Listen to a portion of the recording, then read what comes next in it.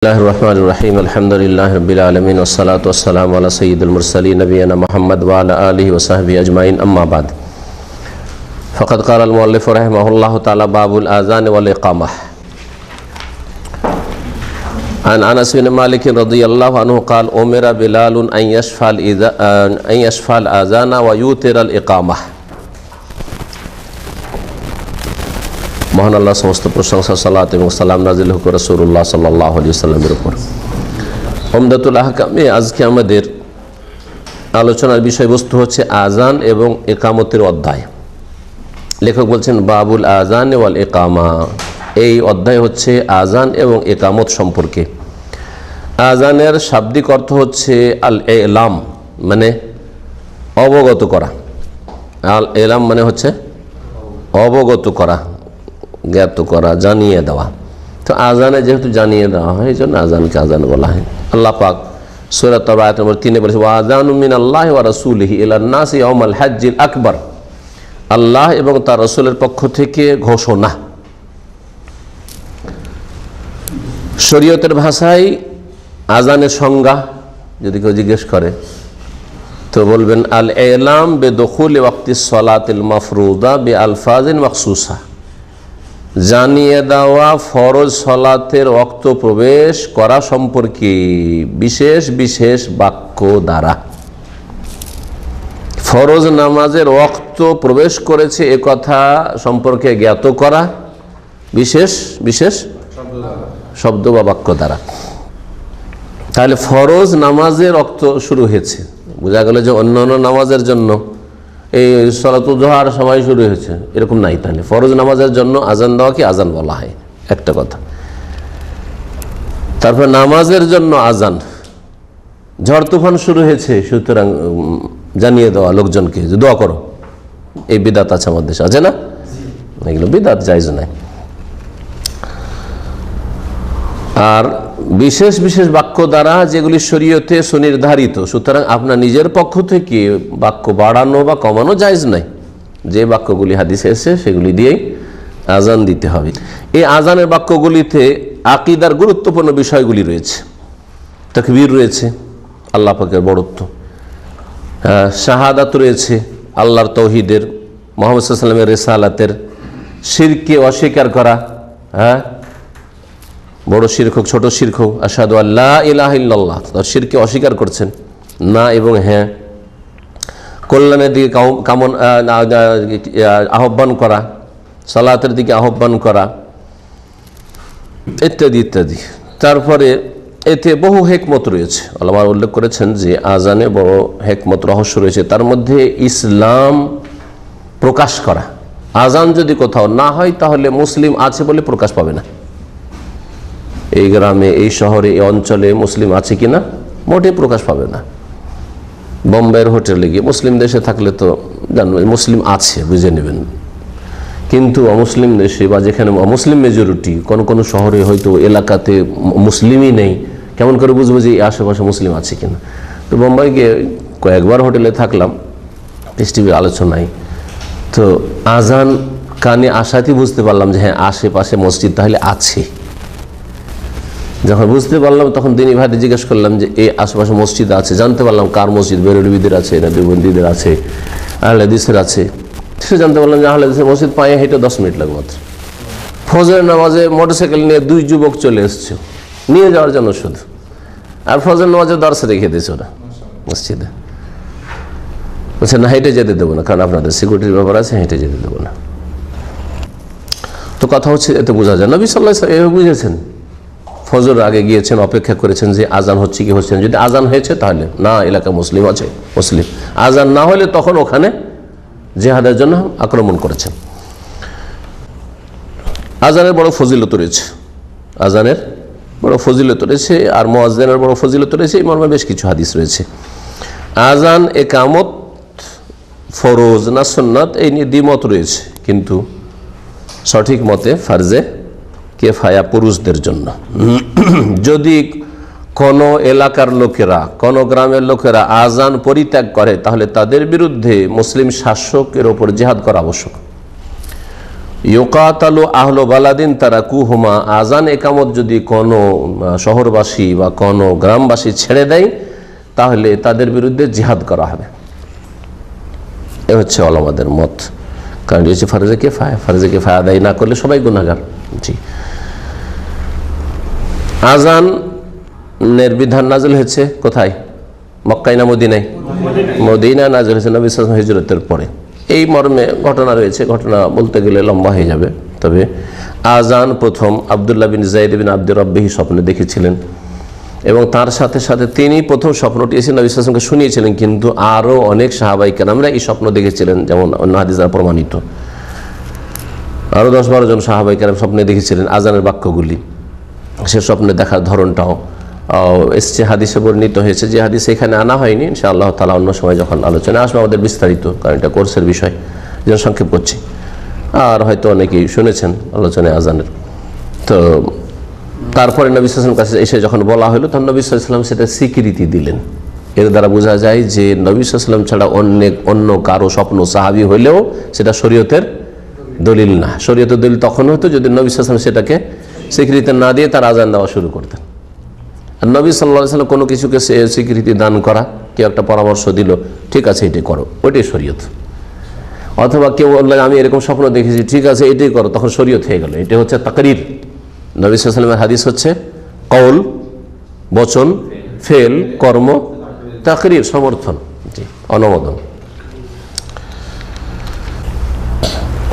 নবী করিম সাল্লাল্লাহু আলাইহি ওয়াসাল্লামের কাছে যখন আব্দুল্লাহ বিন যায়েদ বিন আব্দুর রাব্বিহি স্বপ্ন দেখে এসে বললেন যে ইয়া রাসূলুল্লাহ, আমি এরকম স্বপ্ন এই বাক্যগুলো দেখেছি। তার আগে কল্পনা জল্পনা চলছিল যে নামাজের সময় সম্পর্কে কেমন করে জানাবো।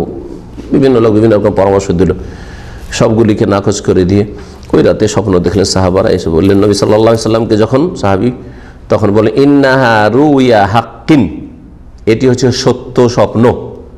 তাহলে বোঝা গেল যে আম্বিয়া রাসূলগণ ছাড়াও মুমিন ব্যক্তি কখনো কখনো সত্য স্বপ্ন দেখতে পারে, কিন্তু সেটা শরীয়ত বলে পরিগণিত হওয়ার জন্য ওহীর দরজা খোলা থাকা আবশ্যক।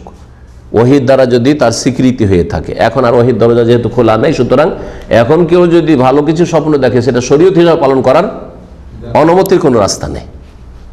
তবে আপনার জীবনে আপনি দেখেছেন, আপনি নিজের জন্য অথবা অন্যের জন্য, কারণ হাদিসে রয়েছে যে নেক স্বপ্ন, ভালো স্বপ্ন বা সত্য স্বপ্ন ইয়ারাহাল মুসলিম আউতর আল্লাহ, মুসলিম নিজে নিজের জন্য দেখে অথবা তার জন্য অন্য কেউ দেখে। হয়তো আমার সম্পর্কে আপনি স্বপ্ন দেখছেন, সেটা বাস্তবে ঘটলো, অথবা আমি আপনার সম্পর্কে স্বপ্ন দেখছি অথবা নিজের স্বপ্ন দেখছি, সেটা বাস্তবে ঘটলো, যেটা হয়ে থাকে অনেকের। দেখছেন মাশাআল্লাহ এখানে ফ্যামিলি চলে এসছে, 2-6 মাস পরে বা 10 মাস বা 2-4-5 বছর পরে চলে আসছে। স্বপ্ন দেখলে যে রাতারাতি সেটা বাস্তবায়ন হবে সেটাও জরুরি না। হ্যাঁ, নবী সাল্লাল্লাহু আলাইহি ওয়াসাল্লামের জীবদ্দশা এরকম হয়েছে। স্বপ্ন দেখছেন লাকাদ সাদাকাল্লাহু রাসূলুহু রুয়া বিল হক লা তাদখুলুন্নাল মাসজিদাল হারাম ইনশাআল্লাহ। আমি নবী সাল্লাল্লাহু আলাইহি ওয়াসাল্লাম দেখছেন যে মসজিদ হারামে প্রবেশ করেছি আর নিরাপদ প্রবেশ করেছি, আর তারপরে গেলেন হুদাইবিয়াতে বাধাপ্রাপ্ত হয়ে গেলেন। সাহাবীরা বলছে ইয়া রাসূলুল্লাহ, আপনি যে স্বপ্ন দেখেছিলেন। নবী বললেন আমি কি স্বপ্ন দিয়েছিলাম যে এই বছরই ঢুকছি আর এই বছরই তওয়াফ করছি? বুঝলেন না? তাহলে বোঝা গেল যে যদি নবী সাল্লাল্লাহু আলাইহি ওয়াসাল্লামের স্বপ্ন দেখার পরও 1.5-2 বছর দেরি হইতে পারে, তা আমার সামনে 5 বছর 7 বছর দেরি হইতে পারে। জি, স্বপ্নের অংশে বাহ্যিক অর্থ থাকে না, আভ্যন্তর অর্থ থাকে। আপনি বুঝেছেন একরকম হয়েছে আর একরকম, মূল বুঝেছেন আপনি হয়তো। নবী সাল্লাল্লাহু আলাইহি ওয়াসাল্লাম বললেন ফাআলকিহি আলা বেলাল, সত্য স্বপ্ন, সুতরাং এটা বেলালকে শিখিয়ে দাও, বেলালের উপর নিক্ষেপ করো, বেলালকে কালিমাগুলি বাক্যগুলি শিখিয়ে দাও। লিআন্নাহু রাফিউস সাউত, কারণ সে হচ্ছে উচ্চ আওয়াজ বিশিষ্ট ব্যক্তি। তাহলে এই ক্ষেত্রে আরো বোঝা যায় যে মুয়াজ্জিন কি হবে? যার আওয়াজ উঁচা হবে, আওয়াজ সুন্দর, আওয়াজ উঁচা হবে। জি, এই ক্ষেত্রে মুয়াজ্জিনকে সমাজের শ্রেষ্ঠ ব্যক্তি হইতে হবে না, কোনো একজন আজান দিলেই হয়, কিন্তু ইমামের ক্ষেত্রে উত্তম শ্রেষ্ঠ ব্যক্তি এর ইমামত হয় হচ্ছে উত্তম। আনাস বিন মালিক রাদিয়াল্লাহু তাআলা আনহু থেকে বর্ণিত, তিনি বলছেন ওমেরা বেলালুন, বেলাল আদিষ্ট হয় এই আসফাল আজান, যে যেন আজানের বাক্যগুলি জোড়া জোড়া বলে, অয়ুতেরাল একামা, এবং একামতের বাক্যগুলি একবার করে বলে। ভিতর মানে হচ্ছে বেজোড়, বেজোড় মানে এখানে এক, বেজোড় মানে এখানে 3 বোঝানো হয় যে আজানের আজান তো জোড়া জোড়া 2 বার আর একামত দিবে 3 বার করে বা 5 বার, এটা বোঝানো হয়েছে কি? তাহলে ভিতর মানে সর্বনিম্ন বেজোড় কি? এক। এই ক্ষেত্রে তো মেনে নিচ্ছে এক শ্রেণীর ভাইয়েরা, মুসলিম সবাই মানছে, কিন্তু যখন বেতরের নামাজের কথা আসছে বলছে 3-এর কম হয় না।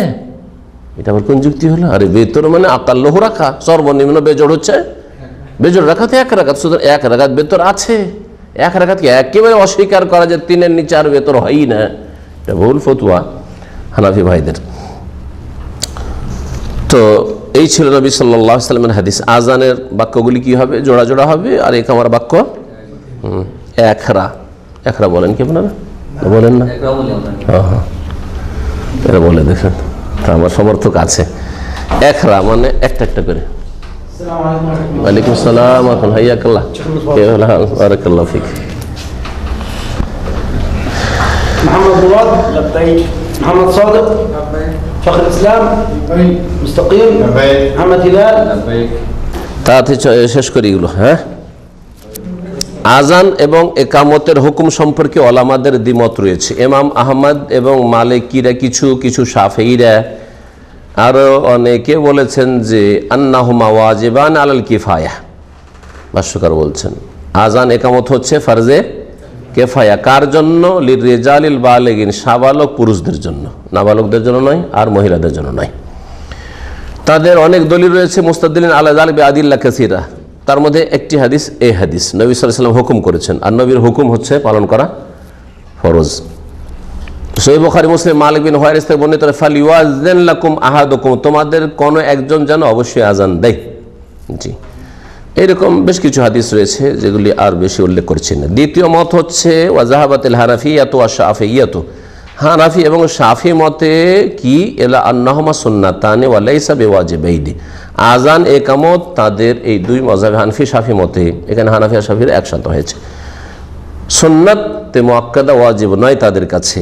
তাদের দলিল বেশ কিছু হাদিস তারা পেশ করেছে, বেমা সাহাহা কাসিম আল আইম্মা, সেই হাদিসগুলি অনেক আইম্মারা সহি বলেছেন, তার মানে কিছু আইম্মা জয়ীফও বলেছেন।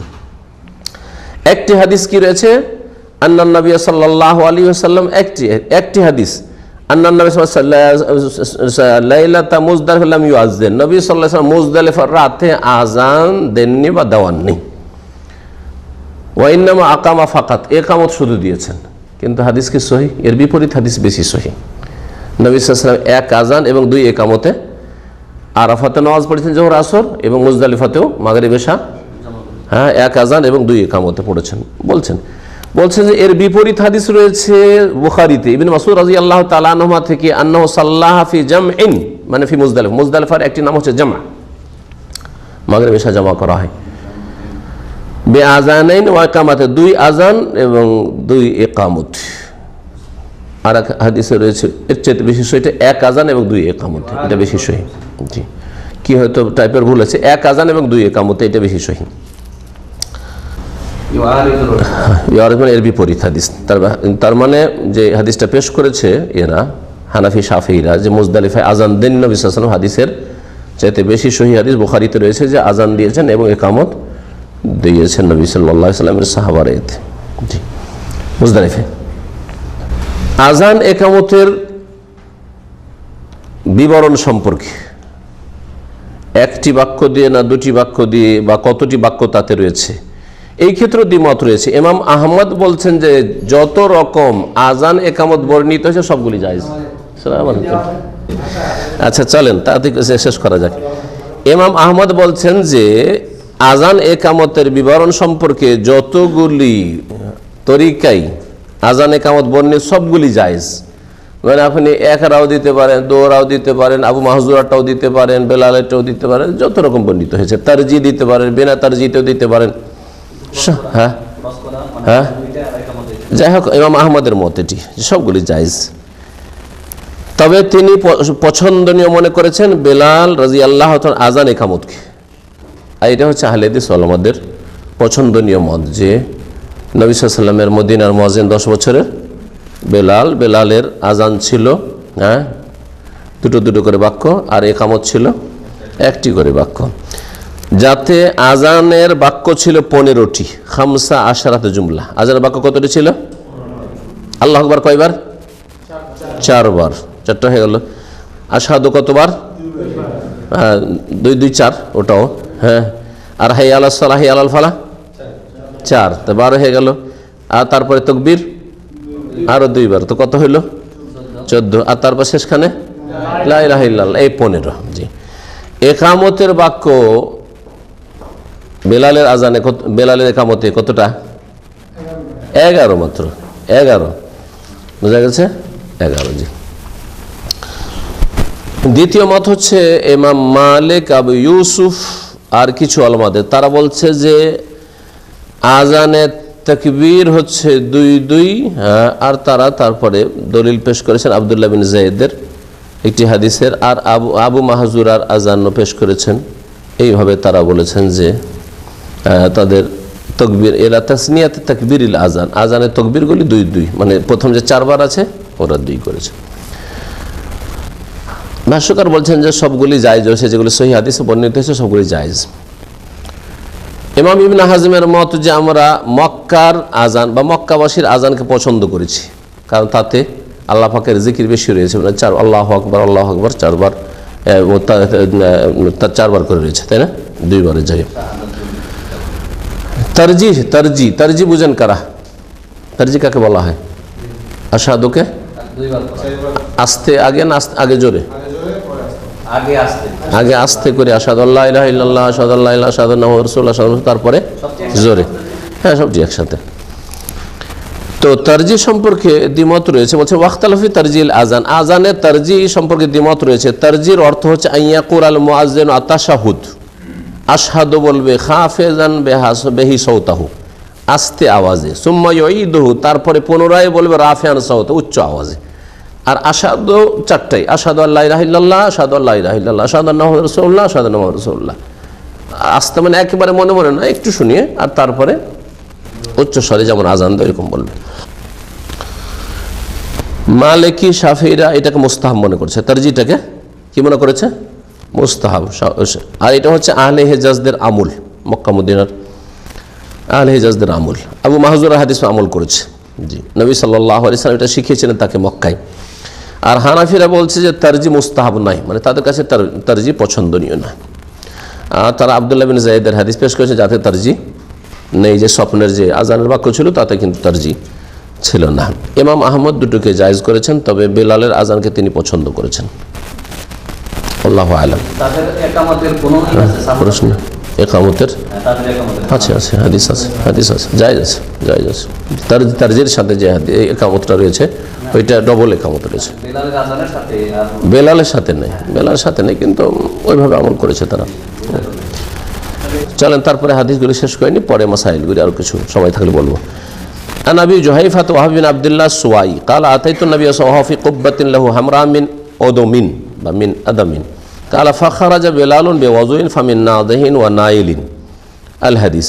আবু জুহাইফা ওয়াহাব বিন আব্দুল্লাহ সুয়াই থেকে বর্ণিত, তিনি বলছেন আমি নবী সাল্লাল্লাহু আলাইহি ওয়াসাল্লামের কাছে আসলাম এমন সময় যখন তিনি চামড়ার এক লাল ছোট তাঁবুতে অবস্থান করছিলেন।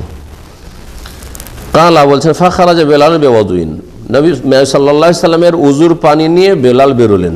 উজুর পানি যেটি নবী সাল্লাল্লাহু আলাইহি সাল্লাম ব্যবহার করে বেঁচেছে নিয়ে বেরোলেন। ফামিন নাদেহিন ওয়া নাইলিন, কিছু লোকেরা সরাসরি নেওয়া শুরু করে। নাদেহিন বলতে ভাষ্যকার এখানে বলছেন নাদাহা মানে ছিটানো। তা ছিটানো কীরকম? আল আখযু মিনাল মাইল্লাযী তাওয়াদ্দা বিহি নবী সাল্লাল্লাহু আলাইহি ওয়াসাল্লাম লিতাবাররুক, যেই উজুর পানিটা নবী সাল্লাল্লাহু আলাইহি ওয়াসাল্লাম অতিরিক্ত বেঁচেছিল সেটা সরাসরি নেওয়া।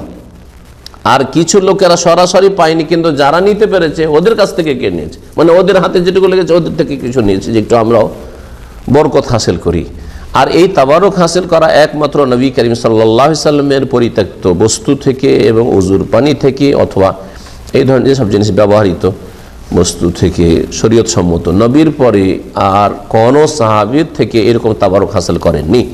যদি এই তাবারকের শরীয়তে রাস্তা খোলা থাকতো তো আবু বকর, ওমর, ওসমান, আলী সাহাবাই কেরাম, তাদের থেকে আইম্মাই কেরাম, আবু হানিফা, শাফি, মালিক, আহমদ, তাদের থেকে লোকেরা তাবারুক হাসিল করতো, যখন করা হয়নি। সুতরাং এই ক্ষেত্রে এটি মত সালাফে সালেহিনের। আর এটা হচ্ছে শিরক বিদাত মুক্ত, যে তাবারুক কোনো ব্যক্তির কোনো কিছু থেকে হাসিল করা হচ্ছে বিদাত, আর এটা হচ্ছে মিন ওয়াসাইলি শিরক, শিরকের চোরা রাস্তা। কান্নি আনজুর এলা বিয়াজে সাকিহি না, কি বলছেন, কিছু কিছু লোকেরা তো সরাসরি পানি নিতে পারলো, আর কিছু লোকেরা যারা নিয়েছিল তাদের কাছ থেকে নিল, নালাই আনালো মানে হাসিল করা। ফাখারাজান নবী সাল্লাল্লাহু আলাইহি সাল্লাম, তারপরে নবী সাল্লাল্লাহু আলাইহি সাল্লাম বের হলেন তার তাবু থেকে। ও আলিয়া হুল্লাতুন হামরা, সেই সময় তার পরনে ছিল লাল জোড়া কাপড়। নবী সাল্লাল্লাহু আলাইহি সাল্লাম জোড়া কাপড় ইহরামের পরতেন, আর তাও সেটা আজকাল ইহরামের যে সাদা এইরকম নয়, কি কাপড় ছিল, লাল কাপড় ছিল, একেবারে খালিস লাল ছিল না, লালের সাথে অন্য কিছুর সংমিশ্রণ ছিল, যেমন এইগুলি লালের সাথে সাদার সংমিশ্রণ রয়েছে। কারণ শুধু গাঢ় লাল পুরুষদের জন্য পছন্দনীয় না, মাকরুহ, অপছন্দনীয়। বলছেন যে কান্নি আনজরে এলা বিয়াদে সাকাইহে, নবী করিম সাল্লাল্লাহু আলাইহি ওয়াসাল্লামের দুই পায়ের, কি বলে এটাকে, সাক, গোছা, দুই পায়ের গোছার সাদা অংশ যেন আমি দেখছিলাম। কোন দিক বেশি সাদা থাকে? পায়ের পেছন দিকে, হ্যাঁ, যেটা আপনার এই যে হাঁটু আছে, হাঁটুর পেছন ভাগের নিচে, হ্যাঁ, নিচের দিকটা। কালা ফাতা ওয়াদ্দা ওয়া আযানা বেলাল, ওযু করলেন এবং বেলাল আজান দিলেন। কালা ফাজআলতু আতাতাব্বাউ ফাহু হা হোনা, তারপরে আমি আতাতাব্বা মানে আমি অনুসরণ করছিলাম, মানে দেখছিলাম, ফলো করা, আমি ফলো করতে লাগলাম বা অনুসরণ করতে লাগলাম, দেখতে লাগলাম তার মুখমণ্ডলকে এখানে এবং ওখানে।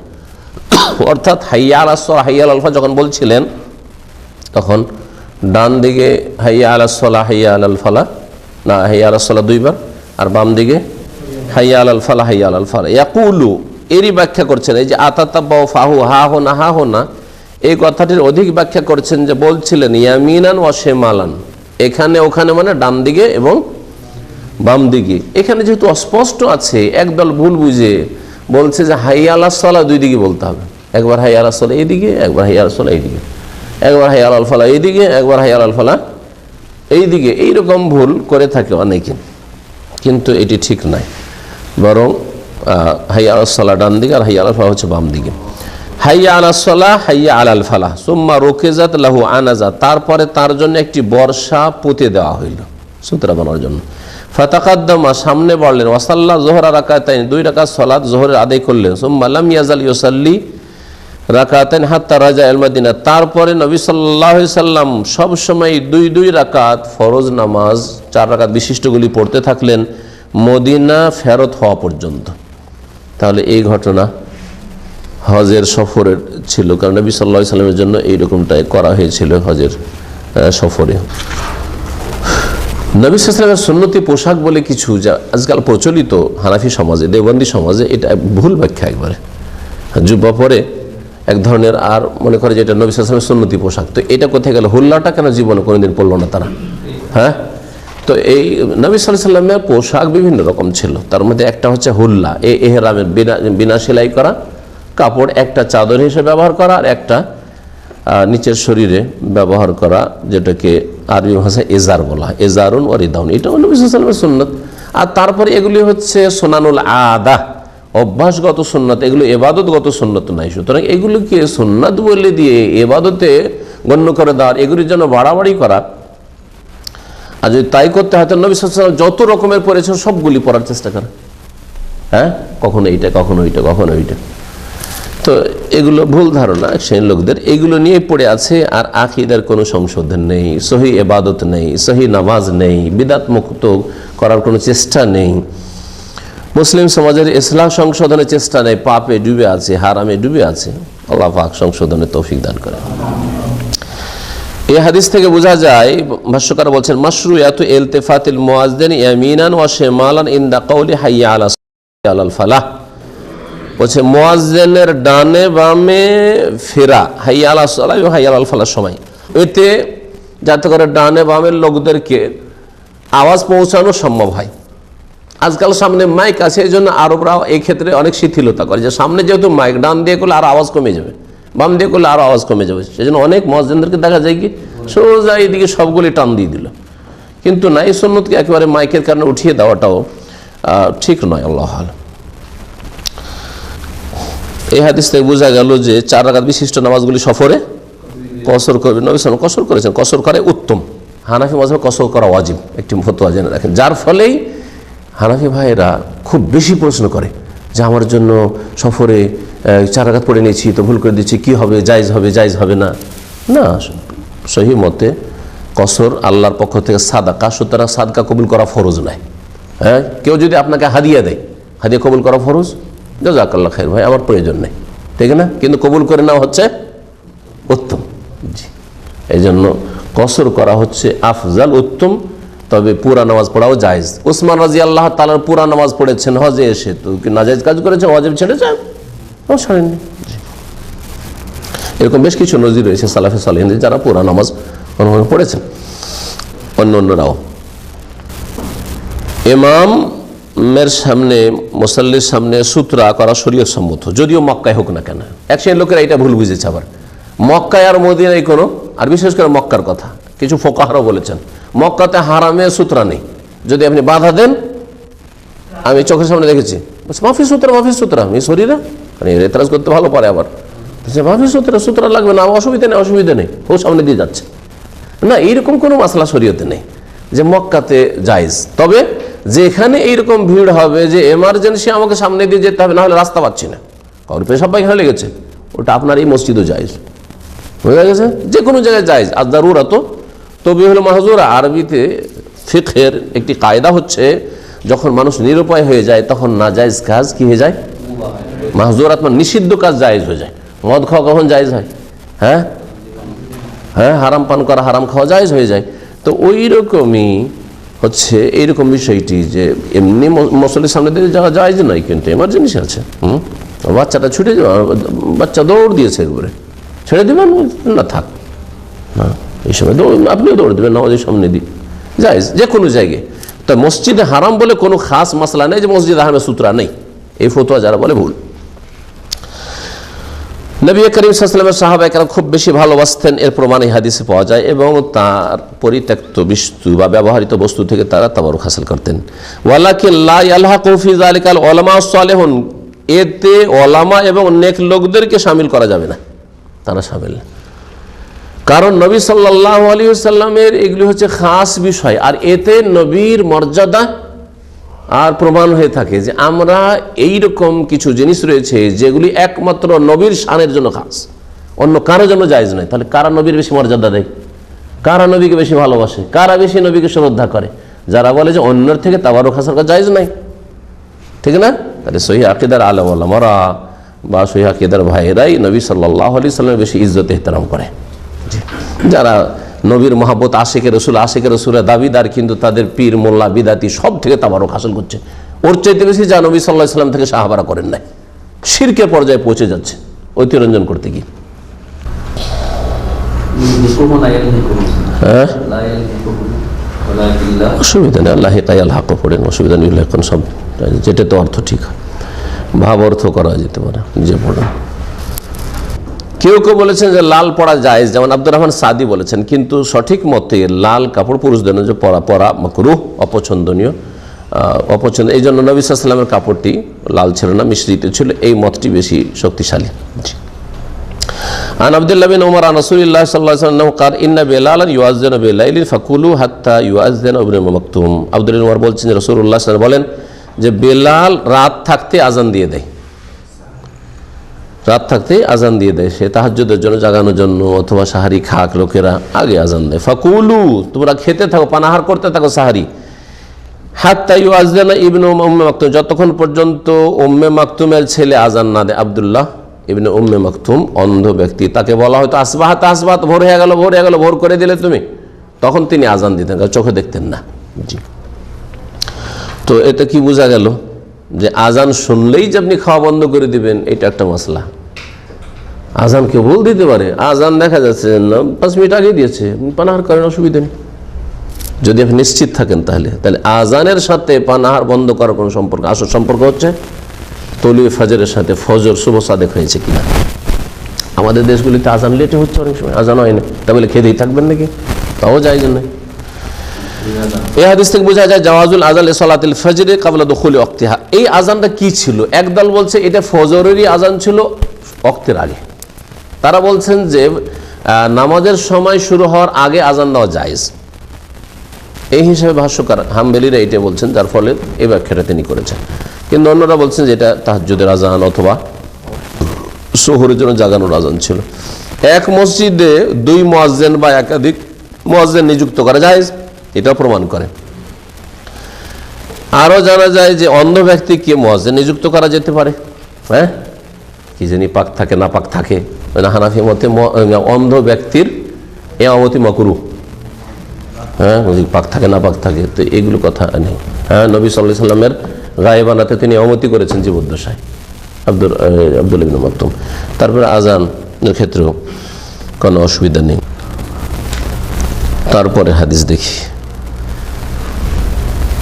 عن ابي سعيد الخدري رضي الله عنه قال قال رسول الله صلى الله عليه وسلم اذا سمعتم المؤذن فقولوا مثل ما يقول। যখন তোমরা মুয়াজ্জিনকে আজানের বাক্যগুলি বলতে শুনবে তখন যা সে বলে তাই তোমরা বলিও। এটা তো আম কথা হইল, কিন্তু তাতে ব্যতিক্রম রয়েছে, হাইয়া আলাস সালাহ আর হাইয়া আলাল ফালাহ। যেমন ইল্লাল হাইয়া আলাতাইন, অন্য হাদিসে রয়েছে ইল্লাল হাইয়া আলাতাইন। হ্যাঁ, হাইয়া আলাতাইন মানে দুই হাইয়া আলা। কি দুই হাইয়া আলা? হাইয়া আলাস সালাহ, হাইয়া আলাল ফালাহ। কারণ মুয়াজ্জিন বলছে হাইয়া আলাস সালাহ, নামাজের জন্য এসো, সালাতের জন্য এসো, হাইয়া আলাল ফালাহ, সার্বিক কল্যাণের জন্য এসো। এখন শ্রোতা যারা শুনছে তারাও যদি বলে যে নামাজের জন্য এসো, কথাটা কেমন হচ্ছে? অযৌক্তিক হচ্ছে। এই জন্য এখানে কি বলতে হবে? যুক্তিসঙ্গত হচ্ছে যে লা হাওলা ওয়ালা কুওয়াতা ইল্লা বিল্লাহ। ডাকলেন তো আপনি, কিন্তু আমাদের আল্লাহ ক্ষমতা তৌফিক না দিলে কোনো ক্ষমতা নেই। আসল ক্ষমতা হচ্ছে আল্লাহ পাকের। জি, এ কথা বলা, আল্লাহ যেন আমাকে তৌফিক দান করেন, এটা যেন বলতে চাইছেন আপনি। জি, এটা হাদিস, সহিহ হাদিস দ্বারা প্রমাণিত। ওয়াল্লাযী ইনদা জমহুরিল উলামা, অধিকাংশ উলামাদের মতে আন্নাল মুজিবা ইয়াকুল হাইয়া আলা সাহিহ আল ফালাহ, জবাব দেন ওয়ালা বলবে লা হাওলা ওয়ালা কুওয়াতা ইল্লা বিল্লাহ। যখন এই কথা আলোচনা শুরু করলাম তো আরও কিছু বাক্যে জবাব দিয়ে থাকে। যেমন যখন আসসালাতু খায়রুম মিনান নওম, ফজরের আজানে বলে থাকে ঘুমের চাইতে সলাত হচ্ছে উৎকৃষ্ট বা উত্তম, তখন কি বলে? সাদাকতা বারারতা, তুমি সত্য কথা বলেছো আর তুমি নেকির কথা বলেছো। এটা কোনো হাদিসে নেই, কোনো হাদিস দ্বারা প্রমাণিত নয়, যার ফলে এটা ভুল, এটা ভুল বিদাত। এটি এই বিদাত করবেন না। আর একটি রয়েছে, এটা তো বললাম যে কোনো হাদিসে নেই, সহিহ জয়ীফও নেই, সহিহ নেই জয়ীফও নেই। আর আরেকটা আমল রয়েছে, যখন কাদ কামাতিস সালাহ বলে তখন কি বলে? আকামাহা আল্লাহু ওয়া আদামাহা। এই হাদিসটি জয়ীফ, দুর্বল। কাদ কামাতিস সালাহ, নামাজ দাঁড়িয়ে গেছে, নামাজ দাঁড়িয়ে গেছে, তখন তো আকামাহা আল্লাহু ওয়া আদাম, আল্লাহ যেন নামাজকে কায়েম রাখেন এবং দায়েম রাখেন, স্থায়ী রাখেন। হাদিস সহিহ নয়। সুতরাং এই আমলটি করাও সুন্নাতের খেলাফ, ঠিক নয়। জি, জয়ীফ হাদিস আমল করাও বিদাত। এমন নয় যে জয়ীফ হাদিসে যেন বিদাত বলবো না, এটাও শরীয়ত সম্মত নাই। জি, এছাড়া বেশ কিছু বিদাত রয়েছে আরব দেশগুলিতে। আজকে এক মিশরের পাশে নামাজ পড়ছি এসে, তো যখন একামত শেষ হলো কি বলছে? হাক্কান লা ইলাহা ইল্লাল্লাহ। এটা হচ্ছে এক বিদাত, ওর সাথে কয়েক বিদাত আছে। হাক্কান আবাদান লা ইলাহা ইল্লাল্লাহ, দুই বিদাত। হ্যাঁ, হাক্কান আবাদান দাইমান লা ইলাহা ইল্লাল্লাহ, তিন বিদাত। আজকে ও তিন বিদাত শুনলাম। কেউ কেউ বলে দাইমান আবাদান লা ইলাহা ইল্লাল্লাহ, সর্বদা লা ইলাহা ইল্লাল্লাহ। আর এই সর্বদালের কথা ঠিক, কিন্তু তোমার এখানে বলার অধিকারটা কে দিল তোমাকে? তোমার কি অধিকার আছে শরীয়তে কিছু ঘটাবার বাড়াবার? কোনো অধিকার নেই। তারা বিদাত জায়েজ নাই। কখনো মনে করবে না যে কোনো আরোপ করলেই সুন্নাত হয়ে যায়। দলিল থাকলে সুন্নাত হয়, দলিল থাকলে শরীয়ত হয়, আর দলিল না থাকলে কারো এতে শরীয়ত হয় না। জি, তো এই ছিল হাদিস। এই হাদিস দ্বারা যে মাসাইলগুলি বোঝা যায় যে যখন মুয়াজ্জিনের বাক্যগুলি শুনবে তখন তোমরা মুয়াজ্জিনের মতোই বলো। মাশরুইয়াত ইজাবাতিল মুয়াজ্জিন, মুয়াজ্জিনের জবাব দেওয়া যেমনভাবে বলবে, এতে উলামাদের কোনো দ্বিমত নেই। এবং এই জবাব কখন দিবেন? যখন মুয়াজ্জিন শেষ করবে, বাক্যটি শেষ করবে তখনই। ফাকুলু বলা হয়েছে তারপরে পরে। জি, একটি হাদিস রয়েছে উম্মে সালমা রাদিয়াল্লাহু তাআলা আনহা থেকে, নবী সাল্লাল্লাহু আলাইহি সাল্লাম কি করতেন? কানা ইয়াকুলু কামা ইয়াকুলুল মুয়াজ্জিন হিনা ইয়াসকুতু।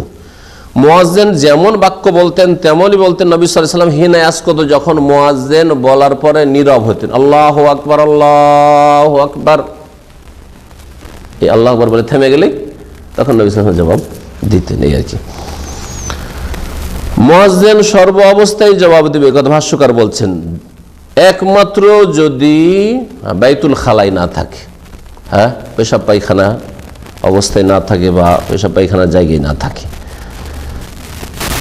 কারণ লিআন্না কুল্লা যিকরিন লাহু সাবাব লা ইয়ানবাগি ইহমালহু, নবী সাল্লাল্লাহু আলাইহি ওয়াসাল্লাম বলতে বলেছেন। সুতরাং এটা অবহেলা করা ঠিক নয়। জি, আর এটা এমন একটা সীমিত সময় যে এই সময়টা পার হলে আর পরে বলা যাবে না যে আজান শেষ হওয়ার পরে বাকি সবগুলি একসাথে বলছেন, তাও চলবে না, যার ফলে বলে নিতে হবে না, মুয়াজ্জিনের জবাব দিতে হবে।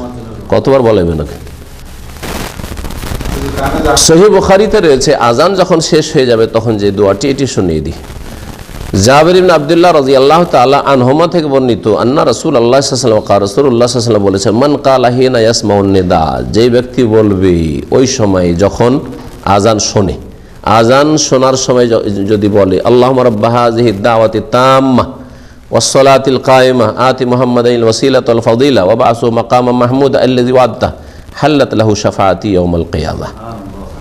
যে ব্যক্তি বলবে আজান শুনে, কি মানে আজান শেষ করার পরে, তাহলে আজান শেষ করার পরে, হে আল্লাহ রব্বা হাযিহি দাওয়া, ইয়া রব্বা আসলে ছিল যেন রব্বা পড়ছেন, ইয়া রব্বা হাযিহি দাওয়াতি তাম্মা, পূর্ণাঙ্গ এই দুয়ার অধিপতি, মালিক, এই আহ্বানের মালিক, ওয়াস সালাতিল কায়েমা, এবং স্থায়ী সালাতে নামাজের যিনি হকদার বা মালিক, আতি মুহাম্মাদ, হে আল্লাহ তুমি দান করো, দাও তুমি মুহাম্মদ সাল্লাল্লাহু আলাইহি ওয়াসাল্লামকে, আল ওয়াসিলা মানে আল কুরবাহ নৈকট্য, ওয়াল ফাজিলা এবং উঁচু মর্যাদা। ওয়াসিলা শাব্দিক অর্থ বললাম আল কুরবা নৈকট্য। ওয়াসিলা মানে এখানে ওয়াসিলা মানে মাধ্যম নয়, ওয়াসিলা আরবিতে ওয়াসিলা মানে আল কুরবা হয়, ওয়াসিলা মানে কুরবা, সান্নিধ্য। আল্লাহ তুমি মুহাম্মদ সাল্লাল্লাহু আলাইহি ওয়াসাল্লামকে তোমার সান্নিধ্য দান করো। এই সান্নিধ্য কি? এই ওয়াসিলার আবার তাফসীর হাদিসে এসছে কি,